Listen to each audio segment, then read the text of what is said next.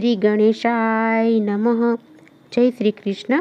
આ વિડીયોમાં આપણે અષાઢ માસની કૃષ્ણ પક્ષની સંકષ્ટ ચતુર્થી વ્રતનો મહિમા, તેની વિધિ અને વ્રતકથા સાંભળીશું. બોલો મહાદેવ પાર્વતી નંદન પ્રથમ પૂજ્ય ગણપતિ મહારાજની જય.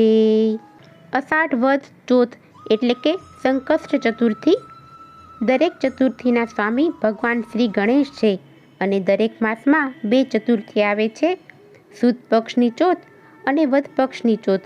સુદ પક્ષની ચોથને વિનાયક સંકષ્ટ ચતુર્થી કહેવાય છે અને વદ પક્ષની ચોથને સંકષ્ટ ચતુર્થી કહેવાય છે. જેમ ભગવાન નારાયણને એકાદશીની તિથિ અતિ પસંદ છે, જેમ માતા ગૌરીને અષ્ટમી તિથિ પસંદ છે, એવી રીતે ભગવાન શ્રી ગણેશને ચતુર્થીની તિથિ પસંદ છે. કેમ કે ભગવાન શ્રી ગણેશનો જન્મ ચતુર્થીના દિવસે થયો હતો, તેમના લગ્ન પણ ચતુર્થીના દિવસે જ થયા હતા અને તેમના બાળકોનો જન્મ શુભ અને લાભનો જન્મ ચતુર્થીના દિવસે જ થયો હતો. આથી ભગવાન શ્રી ગણેશને ચતુર્થીની તિથિ ખૂબ જ પસંદ છે અને ચતુર્થીના સ્વામી વિઘ્નહર્તા શ્રી ગણેશ છે. ચોથના દિવસે વ્રત કરવાથી અને ભગવાન ગણેશનું વિધિ વિધાનથી પૂજન કરવાથી વિઘ્નહર્તા દેવ આપણા તમામ વિઘ્નો હરી લે છે અને શુભ મંગલ કરે છે. સંકષ્ટ ચતુર્થી, જે નામનો જ અર્થ થાય છે સંકટને હરનારી, આપણા જીવનના, આપણા પરિવારના તમામ દુઃખો સંકટો હરનારી આ તિથિ છે. તેનું વ્રત કરવાથી ભગવાન શ્રી ગણેશના આશીર્વાદ આપણા ઉપર બની રહે છે, સુખ સૌભાગ્ય તથા ધનની પ્રાપ્તિ થાય છે. આ સંકષ્ટ ચતુર્થીનું વ્રત પુરુષ અને સ્ત્રી બંને કરી શકે છે. ચોથના દિવસે વ્રત કરવાથી અને ભગવાન ગણેશનું વિધિ વિધાનથી પૂજન કરવાથી વિઘ્નહર્તા દેવ તમામ વિઘ્નો હરી લે છે. ભગવાન શ્રી ગણેશની પૂજા વિધિ માટે ચોથના દિવસે સવારે વહેલા ઉઠી નિત્યકર્મથી પરવારી સ્વચ્છ વસ્ત્ર ધારણ કરવા અને તમારે વ્રતનો સંકલ્પ કરવો, ઘરના મંદિરની સાફ સફાઈ કરવી અને ભગવાન શ્રી ગણેશની વિધિવત પૂજા કરવી. ગણપતિ મહારાજની પૂજા માટે આપણા મંદિરમાં પણ પૂજા થઈ શકે છે અને અલગ પાછોટ ઉપર સ્થાપન કરીને પણ કરી શકાય.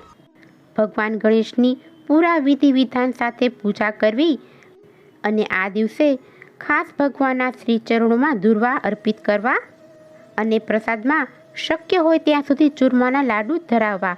પછી આરતી કરવી, મંત્ર જાપ કરવા અને વ્રત કથા સાંભળવી. આ પૂજા તમે સવારે પણ કરી શકો છો, પણ ભગવાન ગણેશનો જન્મ બપોરે થયો હતો એટલે બપોરે પણ કરી શકાય અને રાતના સમયે ચંદ્રોદય પછી ચંદ્રદેવના દર્શન કરી તેમની પૂજા કરી અને પછી જ એકટાણું કરવું. હવે આપણે અષાઢ માસની વદ પક્ષની ગણેશ સંકષ્ટ ચતુર્થી વ્રતની કથા સાંભળીશું. શૌનકાદિ ઋષિઓ બોલ્યા, હે મહાત્મા, આપ અમને અષાઢ મહિનામાં આવતી સંકટ ચતુર્થીનું મહાત્મ્ય કહો. ત્યારે સૂચિ કહે છે, હે ઋષિઓ, અષાઢ માસની ગણેશ સંકટ ચોથ ભાલચંદ્ર ગણેશ ચતુર્થી તરીકે ઓળખાય છે. ગણપતિજીના લલાટે ચંદ્ર શોભે છે, જે ભગવાન શિવના મસ્તકે શોભાયમાન ચંદ્રમાનું સંક્ષિપ્ત રૂપ છે. ઓમ ભાલચંદ્રાય નમઃ. આ મંત્રના જાપ સાથે આ ચોથના દિવસે ગણપતિનું વ્રત અને વિધિપૂર્વક પૂજન કરવું જોઈએ. દ્વાપર યુગમાં મહિષ્મતી નગરીમાં મહિજીત નામનો એક રાજા હતો. તે ઘણો જ પુણ્યશાળી અને પ્રતાપી હતો. તે પુત્રની જેમ પ્રજાનું પાલન કરતો હતો. રાજા બધી વાતે સુખી હતો, પણ તેને એક જ વાતની ખોટ હતી, તેને કોઈ પુત્ર ન હતો. પુત્રની પ્રાપ્તિ માટે તેણે ઘણા દાન પુણ્ય યજ્ઞ વગેરે કર્યા, પણ કોઈ લાભ ન થયો. ઉંમર વધવાની સાથે તે ચિંતાગ્રસ્ત અને દુઃખી થઈ ગયો.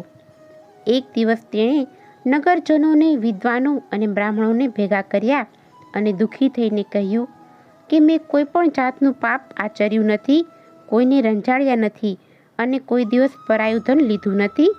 પ્રજાનું પાલન મેં સર્વશ્રેષ્ઠ રીતે કર્યું છે. આમ છતાં મને કોઈ પુત્રની પ્રાપ્તિ નથી થઈ, તો મારું પિંડદાન કોણ કરશે અને રાજવંશ કેવી રીતે ચાલશે? તમે સૌ મને આનો કોઈ ઉકેલ હોય તો કૃપા કરી અને જણાવો.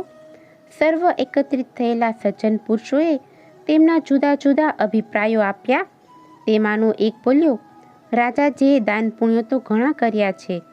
હવે આપણે મોટો યજ્ઞ કરીએ અને દેવોની વિનંતી કરીએ જેથી તેમને પુત્રની પ્રાપ્તિ થાય.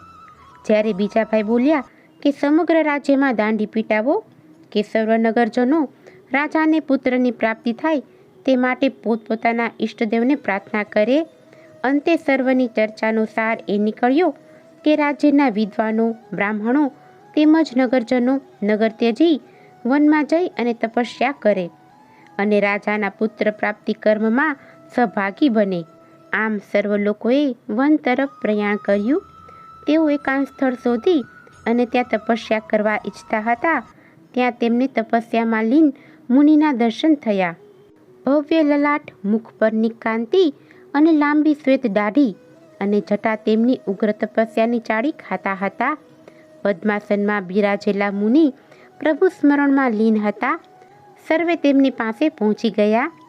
તપસ્યા કરનાર મુનિનું નામ લોમેશ મુનિ હતું. બધા નજીક આવ્યા ત્યારે મુનિએ આંખો ખોલી અને સર્વને ત્યાં આવવાનું પ્રયોજન પૂછ્યું. ત્યારે સર્વ નગરજનોએ હાથ જોડી અને પ્રાર્થના કરતા કહ્યું, હે મુનિવર, અમારા રાજા દયાળુ, પ્રજાપાલક, શૂરવીર અને ધર્મવત્સલ હોવા છતાં તેમને એક પણ સંતાન નથી. તેમને પુત્રની પ્રાપ્તિ થાય તે હેતુથી અમે વનમાં તપ કરવા આવ્યા છીએ. હે મુનિશ્રી, આપ તો ત્રિકાળદર્શી છો. આપ અમને માર્ગ આપો એવી અમારી પ્રાર્થના છે. નગરજનોની આ વાત સાંભળી અને મહર્ષિ લોમેશ ધ્યાનમગ્ન બન્યા. થોડી વાર પછી આંખો ખોલી અને તેઓ બોલ્યા, હે પ્રજાજનો, તમે ધ્યાનપૂર્વક સાંભળો. સંકટનાશક ગણેશ ચતુર્થી વ્રત સંતાનહીનને સંતાન પ્રાપ્તિ કરાવે છે, વળી નિર્ધનને ધનની પ્રાપ્તિ કરાવે છે.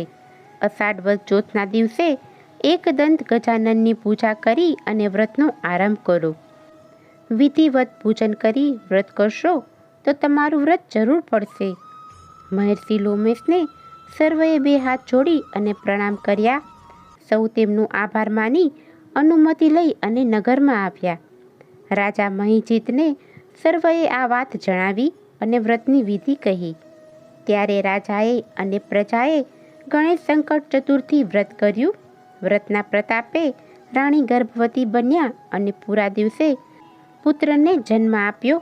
આમ આ વ્રત ઘણું જ ચમત્કારિક છે. બોલો ગજાનન ગણપતિ મહારાજની જય. જય ભાલચંદ્ર. જો તમને આજની આ કથા પસંદ આવી હોય તો એક લાઈક આપી ચેનલને સબસ્ક્રાઈબ કરો. આજની આ કથા સાંભળવા બદલ આપનો ખૂબ ખૂબ આભાર. જય ગજાનન ગણપતિ મહારાજ. જય શ્રી કૃષ્ણ.